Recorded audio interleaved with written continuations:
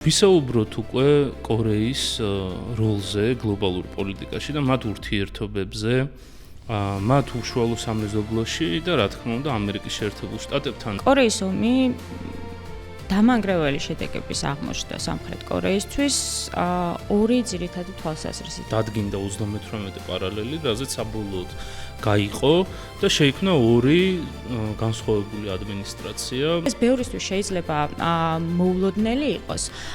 დაახლოებით 1980-იან წლებამდე ჩრდილოეთ კორეა გაცილებით უფრო სწრაფად ვითარდებოდა, ვიდრე სამხრეთ კორეა. საიდან დაიწყო ეს ტექნოლოგიურ-ეკონომიკური აღზევება? პაკ ჩონ ჰიმ ასევე ჩამოაყალიბა ეგრეთ წოდებული ჩებოლების სისტემა.